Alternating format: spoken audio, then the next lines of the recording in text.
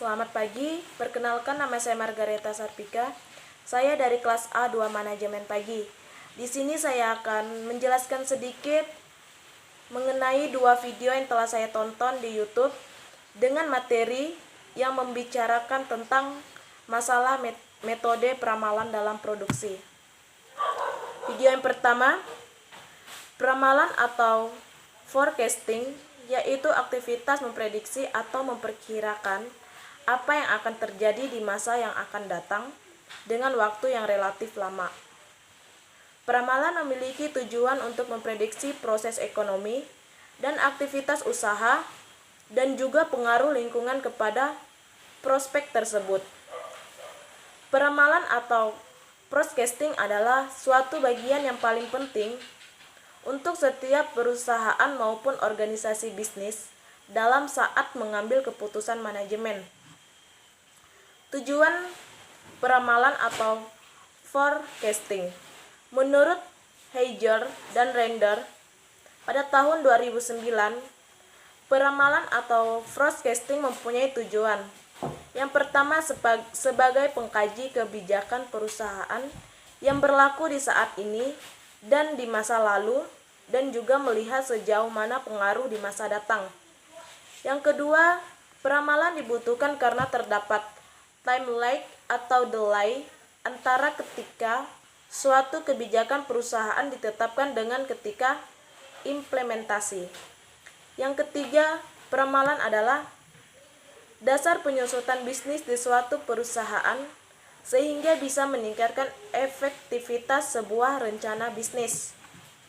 Fungsi peramalan atau forecasting. Fungsi dari peramalan akan diketahui ketika pengambilan keputusan. Keputusan yang baik adalah keputusan yang berdasarkan atas pertimbangan apa yang akan terjadi di waktu keputusan tersebut dijalankan. Jika kurang tepat ramalan yang sudah disusun, maka masalah peramalan juga merupakan masalah yang sering dihadapi. Manfaat dari peramalan atau forecasting. Kegunaan atau manfaat dari peramalan adalah yang pertama sebagai alat bantu untuk merencanakan yang efektif dan efisien. Yang kedua, untuk menetapkan kebutuhan sumber daya pada masa yang akan datang. Dan yang ketiga, untuk membuat keputusan yang tepat. Metode peramalan atau forecasting. Metode peramalan ialah suatu cara mengestimasi atau memperkirakan dengan kuantitatif atau kualitatif apa yang terjadi di masa depan menurut data yang relevan di masa lalu. Penggunaan metode peramalan ini yaitu untuk memprediksi dengan sistem dan pragmatis atas dasar data yang relevan di masa lalu. Dengan demikian, metode peramalan bisa memberikan objektivitas yang lebih besar. Adapun jenis metode peramalan, yang pertama metode peramalan yang berdasar pada pemakaian analisa, keterkaitan antar variabel yang diperkirakan dengan variabel waktu dengan deret berkala atau time series. Yang kedua, metode peramalan yang berdasar pada pemakaian analisis pola hubungan antar variabel yang hendak diperkirakan dengan variabel lain yang masih berpengaruh, yang bukan waktu disebut metode korelasi atau sebab akibat atau metode kausal. Video yang kedua, peramalan adalah proses untuk memperkirakan berapa kebutuhan di masa mendatang yang meliputi kebutuhan dalam ukuran kuantitas, kualitas, waktu, dan lokasi yang dibutuhkan dalam rangka memenuhi permintaan barang atau jasa. Peramalan mungkin tidak selalu dibutuhkan dalam kondisi permintaan pasar yang stabil, karena perubahan permintaannya relatif kecil. Tetapi peramalan akan sangat dibutuhkan bila kondisi keadaan pasar bersifat kompleks dan dinamis. Peramalan dari horizon waktu. Dalam hubungan dengan horizon waktu, peramalan akan diklasifikasikan ke dalam 3 kelompok. Yang pertama, peramalan jangka panjang. Umumnya 2-10 tahun. Peramalan ini digunakan untuk perencanaan produk dan perencanaan sumber daya. Yang kedua, peramalan jangka menengah.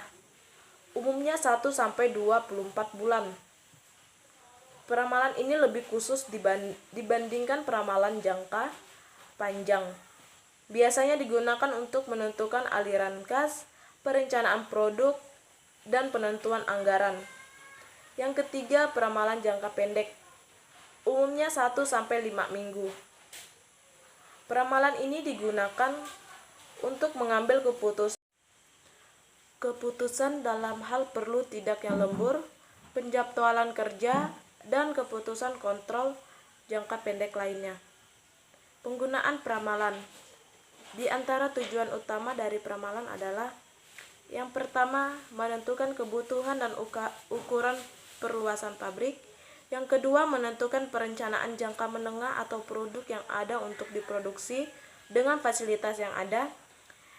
Dan yang ketiga, menentukan penjadwalan jangka pendek dari produk yang ada untuk diproduksi dengan peralatan yang ada. Metode peramalan dalam perencanaan produksi. Peramalan dapat dibagi berdasarkan jangka waktu sejalan dengan kegunaannya. Karena derajat detail dan akurasi berkaitan dengan jangka waktu, maka tipe peramalan dibagi berdasarkan kegunaan, detail, dan jangka waktu. Selain itu, peramalan dapat dikategorikan dengan cara lain. Yang pertama, berdasarkan pendapat subjektif orang-orang di lapangan penjualan dan pemasaran. Yang kedua, berdasarkan indeks aktivitas usaha. Yang ketiga, berdasarkan rata-rata data penjualan yang lalu. Yang keempat, berdasarkan analisis statistik data penjualan yang lalu. Dan yang kelima, berdasarkan kombinasi. Jenis peramalan.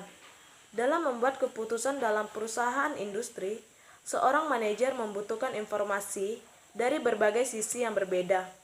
Oleh karena itu, seorang manajer perlu melakukan peramalan pada beberapa bidang penting, antara lain peramalan tentang perkembangan teknologi, peramalan tentang kondisi ekonomi, peramalan permintaan, dan sebagainya.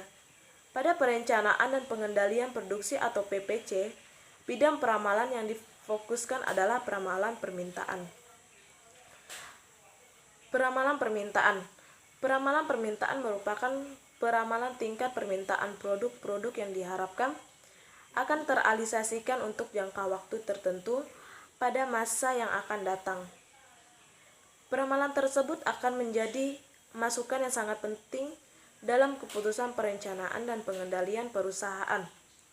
Karena bagian operasional, produk bertanggung jawab terhadap pembuatan produk yang dibutuhkan konsumen. Maka keputusan operasi produksi sangat dipengaruhi oleh hasil peramalan permintaan. Peramalan permintaan digunakan untuk meramalkan permintaan dari produk yang bersifat bebas atau tidak bergantung seperti peramalan produk jadi.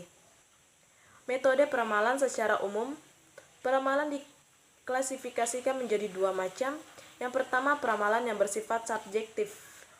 Peramalan subjektif lebih menekankan pada keputusan-keputusan hasil diskusi, pendapat pribadi seseorang, dan intuisi yang meskipun kelihatannya kurang ilmiah tetapi dapat memberikan hasil yang baik. Peramalan subjektif ini akan diwakili oleh metode Delphi dan metode penelitian pasar. Metode Delphi, metode ini merupakan cara sistematis untuk mendapatkan keputusan bersama dari suatu kelompok yang terdiri dari para ahli dan berasal dari disiplin yang berbeda. Metode penelitian pasar. Metode ini mengumpulkan dan menganalisa fakta secara otomatis pada bidang yang berhubungan dengan pemasaran. Salah satu teknik utama dalam penelitian pasar ini adalah survei konsumen. Yang kedua, peramalan objektif. Peramalan objektif merupakan prosedur peramalan yang mengikuti aturan-aturan matematis dan statistik dalam menunjukkan hubungan antar permintaan dengan satu atau lebih variabel yang mempengaruhinya. Selain itu, peramalan objektif juga mengasumsikan bahwa tingkat keeratan dan macam dari hubungan antara variabel-variabel bebas dengan permintaan yang terjadi pada masa lalu akan berulang juga pada masa yang akan datang. Peramalan objektif terdiri atas dua metode, yaitu metode intrinsik dan metode ekstrinsik. Metode intrinsik, metode ini membuat peramalan hanya berdasarkan proyeksi permintaan histori tanpa mempertimbangkan faktor-faktor eksternal yang mungkin mempengaruhi besarnya permintaan. Metode ini hanya cocok untuk peramalan jangka pendek pada kegiatan produksi, di mana dalam rangka pengendalian produksi dan pengendalian persediaan bahan baku, seringkali perusahaan harus melibatkan banyak item yang berbeda. Metode ekstrinsik, metode ini mempertimbangkan faktor-faktor eksternal yang mungkin dapat mempengaruhi besarnya permintaan di masa yang akan datang dalam model peramalannya. Metode ini lebih cocok untuk peramalan yang jangka panjang karena dapat menunjukkan hubungan sebab akibat yang jelas dalam hasil peramalan sehingga disebut metode kausal dan dapat memprediksi titik-titik perubahan. Pendekatan peramalan dengan mempertimbangkan bahwa pengguna metode statistik yang dilakukan pada data yang lalu adalah cara yang realistis untuk melakukan peramalan permintaan yang akan datang, dilakukan langkah sebagai berikut. Yang pertama, membuat plot permintaan terhadap waktu atau demand versus time. Yang kedua, menentukan teknik yang digunakan. Yang ketiga, mengevaluasi error yang diharapkan. Yang keempat, mengambil keputusan untuk menggunakan teknik dipertimbangkan atau berusaha mendapatkan yang lebih baik. Terdapat beberapa metode peramalan. Yang pertama, peramalan let's go atau linear. Yang kedua, peramalan konstan. Yang ketiga, peramalan ciklik. Yang keempat, peramalan linear atau ciklik. Yang keempat, peramalan lainnya seperti moving average, exponential sampling, curvilinear regression, dan combination. Sekian yang dapat saya jelaskan. Selamat pagi, saya ucapkan terima kasih.